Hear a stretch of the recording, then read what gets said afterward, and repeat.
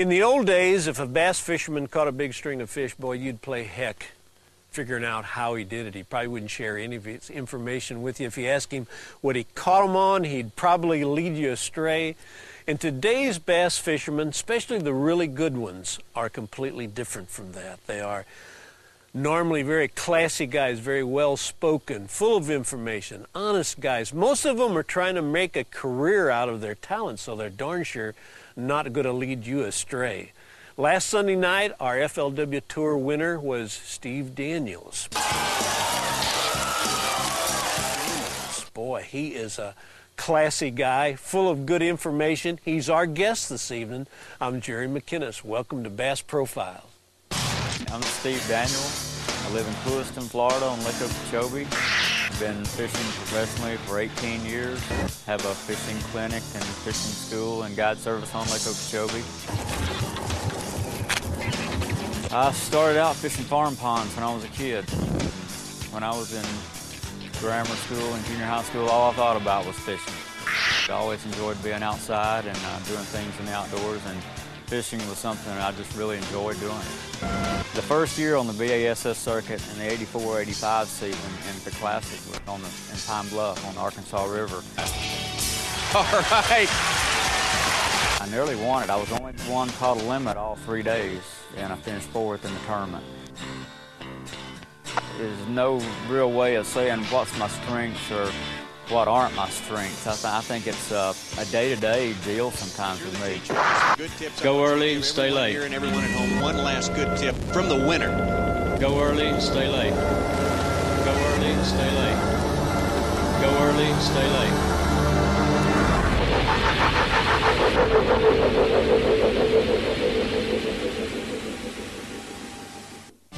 Bass Profiles is brought to you by Ranger Boats, still building legends one at a time. And by Shimano, tomorrow's tackle today.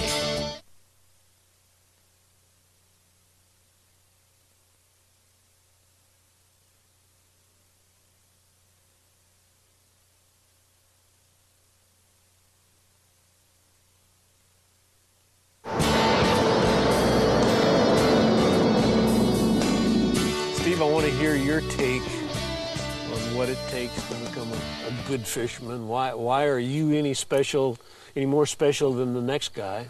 I think maybe the reason I might do a little better on certain days than the average fisherman is just time on the water, seeing a lot of things happen, and trial and error in a lot of cases. How long have you been doing this now? I've been doing it professionally for 18 years. Boy, that says a lot right there. Man, oh man. And you have been doing it so long that you're almost becoming somewhat of a coach to a lot of guys, right? I do a lot of that, and that's one thing.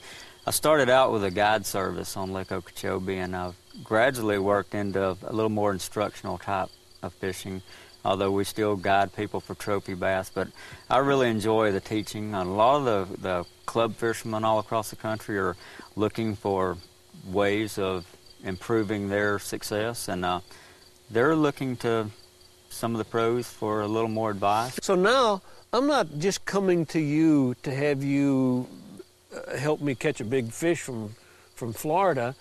I'm coming to you and talking to you about becoming a better club fisherman. Maybe I want a career out of this myself.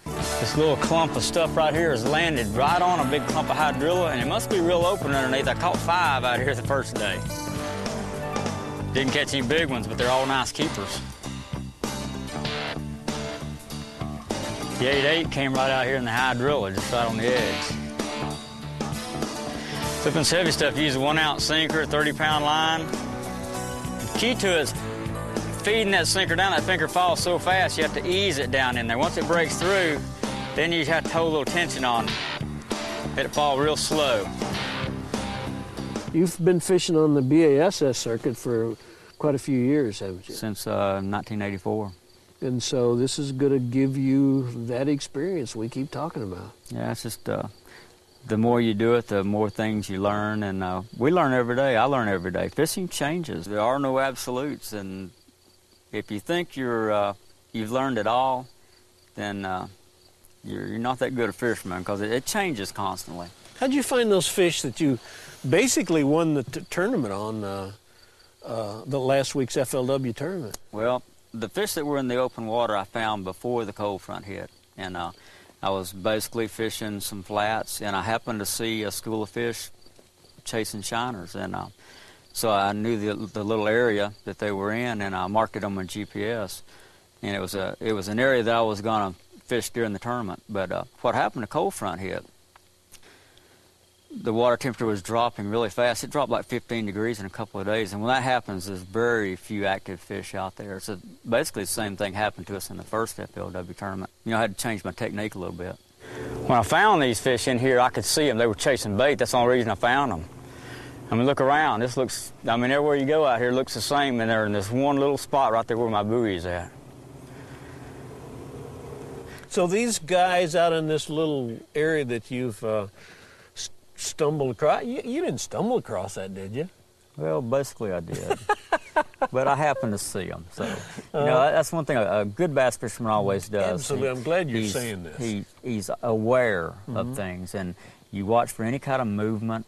And if you're fishing reeds, you look for maybe a reed moving or something, but look for bait fish. Right. You know, people talk about pH and things like that, but the whole key to bass fishing is being around a lot of bass if you're going to do good. But there's not going to be a lot of bass around a place that doesn't have a lot of bait. Right. So you have to be around a lot of So bait if you fish. saw a little spot where some minnows were flicking around in, it was not stumbling on the fish. These guys are kind of particular in this little area, and so you're telling us a little bit about how you're catching them, what bait you're using, but you're making some changes with the baits. For what reason? Well, all three of these baits are really, these are tools. These three baits right here are actually tools. And the bait that I used in the little hole, the small hole, is this Spangle lure here. It's a topwater lure. It has a prop. And the reason I used this and not one of these lures is it was a very small area. I had very little water to work with, very little open water.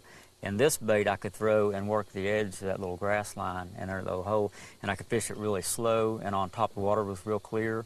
You could tell by the way that they were hitting the bait that they weren't really feeding, they were just trying to move it. Got a lot of swirls, and I could twitch it again, they'd come back, and every now and then one would bite it. But, you know, you could throw a worm in there and never get a bite. I tried it. And so I know this bait, well, this is a confidence bait of mine. It's my favorite topwater lure, so I throw it a lot. But in a lot of cases, they would bite a lot of different topwater lures in there. Okay, but you've got two more here, and you've got a little bit of adjusting you do with these two. Right. Now, this is a wooden bait, the Spangle lure. It's a true topwater lure. You fish it right on the top and twitch it. And this is a long A bomber. This is one of my favorite jerk baits. It puts off a lot of flash, and I figure it triggers a lot of strikes. And I fish this in more of the open water, and I'll fish it relatively fast in most cases. Sometimes I will slow it down some, but when I did move into the more open water, it was we were under kind of a real high pressure cold front, which the water was warming up, but still the fish were feeling the effects of the cold front and the high pressure, so they still weren't active, although they were starting to migrate back into the open spawning areas again. I could fish this bait real fast through these areas and trigger some strikes for some fish that were inactive, but I could catch them on this particular lure. I've got a house full of cats, and one thing when I try to describe what a bass to a lot of my customers, I try to explain them to them more than being a fish, they're predators. And predators are very easy to catch. You know, they're very ferocious and aggressive, but sometimes they're inactive. But there's certain things you can do sometimes to promote a strike. And the cat's a good example. If one of my cat's laying on the rug and he's been up all night and he's laying there about half asleep, I can take my flipping stick and pitch a jig or any kind of lure by him and just barely move it by him, and he'll open his eyes up and he'll look at it, but you know, he's not going to eat the bait. He's not hungry, but you know, it comes by him and he just kind of sits there. It's just like an inactive bass. But I can also take that crawdad and throw it back over there and maybe twitch it one time, get his attention a little bit, and then rip it by him 90 miles an hour, and 99% of the time he's going to get up and get after it, because that's the predator instinct of a predator, and bass are exactly the same way. So here's those folks out there in your same area with the #1 bass catching lure in the world, a live minnow, and their live minnow's hanging straight down, you know, just moving around, and it's not doing it. And this is kind of it would get them excited. It would trigger that predator instinct in that fish to get after it. 30 a day on top water. I'm gonna try to catch this. This is a keeper here.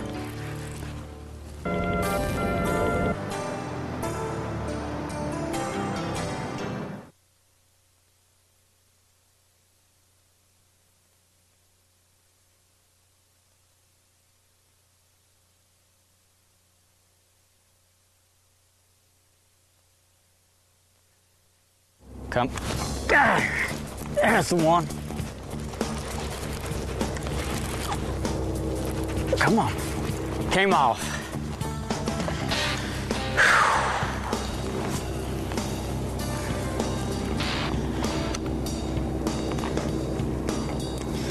Well, I talked her into getting it, but I didn't catch her. Steve, you know, I kind of jumped on Mike's sermon last week for after his amateur had caught a couple of fish. I think it kind of blew his mind a little bit. That fish blew yours some too. You talked about, I don't know if you realize or not, you talked about that fish all day long. Well, you try to get those things out of your mind, but you know, I knew I had to have a good bite that day, and I knew fishing was still going to be tough, and a 4-pounder was a big one that day. Although Okeechobee is full of 8-pounders, those big ones weren't biting very good, and a couple of 4-pounders was going to mean a whole lot to me. And well, I hated to lose it that early in the morning because it happened really fast. And are you aware, or am I imagined it here? But are you aware that you thought about it all day long? Really? And even mentioned it in catching a fish at another time or two? Well, I really blocked it out, and I really wasn't thinking about that much. I might have mentioned it some, but really after it was all over with, I try to put those things behind me and just move on. But you have to, because this is a mental deal, isn't it? Yeah, you got to.